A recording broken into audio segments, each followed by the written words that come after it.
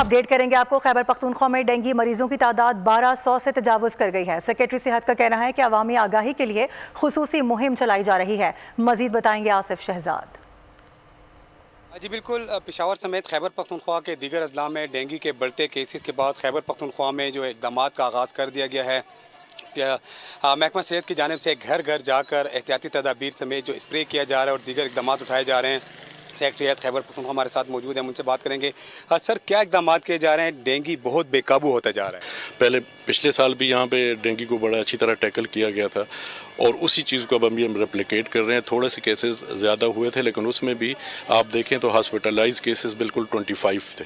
बाकी जो केसेस थे वो रिकवर भी हो चुके हैं, लेकिन हमने इस ट्रेंड को भी कवर करना है और आज हम इसी सिलसिले में आए हैं। एक तो अवेयरनेस क्रिएट कर रहे हैं, बेड नेट्स तकसीम हो रहे हैं, आपको नज़र आ रहा है अभी ड्रेन्स में लार्वासाइडर्स को भी ड्रेन्स की सफाई हो रही है। हाँ जी बिल्कुल, जैसा कि सेक्रेटरी हेल्थ का कहना था कि ख़ुद तमाम इलाकों की निगरानी करें। मैं तो मौजूद था काल के इलाके में जहाँ पर डेंगू के केसेस जो हैं बढ़ते जा रहे थे, तो सेक्रेटरी साहब ख़ुद यहाँ पर तशरीफ़ लाए हैं और यहाँ पर जो निगरानी है वो कर रहे हैं। जी आसिफ, बहुत शुक्रिया आपका।